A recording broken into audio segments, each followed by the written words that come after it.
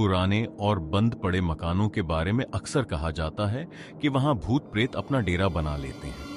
कई बार पूजा पाठ से ये दूर हो जाते हैं, लेकिन कुछ शक्तियां इतनी जिद्दी होती हैं कि किसी भी उपाय से नहीं जाती। ये घटना साल 2016 की है, जब दिल्ली में एक खाली फ्लैट में एक परिवार रहने आया।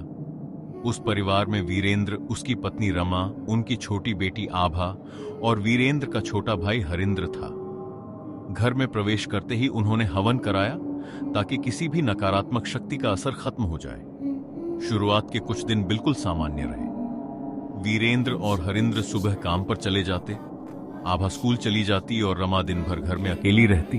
एक दिन रमा रसोई में खाना बना रही थी, तभी बाथरूम से हल्की हल्की आवाजें आने लगीं। उसे लगा शायद कोई अंदर है, लेकिन दरवाजा बंद था। डरते हुए उसने पड़ोसन को बुलाया। जब दरवाजा खोला गया तो अंदर कोई नहीं था। पड़ोसन ने इसे मामूली बात कहकर टाल दिया, लेकिन रमा के मन में एक डर बैठ चुका था। अगले ही दिन असली डर सामने आया। आभा कमरे में खेल रही थी, तभी अचानक उसकी जोरदार चीख सुनाई दी। रमा दौड़कर कमरे में पहुंची तो उसने देखा आभा आधी पलंग के नीचे खिंची हुई थी, जैसे कोई उसे अंदर घसीट रहा हो। कुछ पल के लिए रमा जैसे जम गई।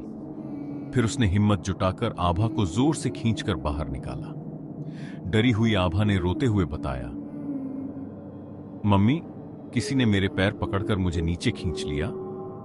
अब यह साफ था कि घर में कुछ अनदेखी ताकत मौजूद है। कुछ दिन बाद हरिंद्र के साथ भी अजीब घटना हुई। वह सुबह बाथरूम में था, तभी उसे महसूस हुआ कि कोई उसके पीछे खड़ा है। उसने शीशे में देखा, एक लंबी काली परछाई उसके पीछे खड़ी थी। वह तुरंत पीछे मुड़ा, लेकिन वहां कोई नहीं था। अब परिवार का डर यकीन में बदल चुका था। परिवार ने तय किया कि अब किसी मौलवी को बुलाकर इस समस्या का समाधान कराया जाएगा, लेकिन शायद यही उनकी सबसे बड़ी गलती थी। उस रात अचानक पूरे घर का माहौल बदल गया। हरिंद्र ने बाथरूम में एक बूढ़े डरावने आदमी को देखा। गंदे कपड़े, क्रोध से भरी आंखें और चेहरा बेहद खौफनाक। उधर रमा के रसोई के बर्तन में बिना गैस जलाए आग लग गई और वीरेंद्र, वह जैसे अपने होश में ही नहीं था। वह चाकू से सोफे को पागलों की तरह काट रहा था। पूरा घर दहशत से भर गया। जब वे सब घर से बाहर निकलने की कोशिश करने लगे, तभी अचानक कमरे का दरवाजा जोर से बंद हो गया। उन्होंने दरवाजा खोलने की बहुत कोशिश की, लेकिन वह जैसे पत्थर की तरह जाम हो चुका था। तभी वह बूढ़ा शैतान उनके सामने प्रकट हुआ। उसने गुस्से में कहा, यह मेरा घर है और तुम मुझे ही निकालने की बात कर रहे हो। कमरे की सारी चीजें अपने आप हिलने लगीं।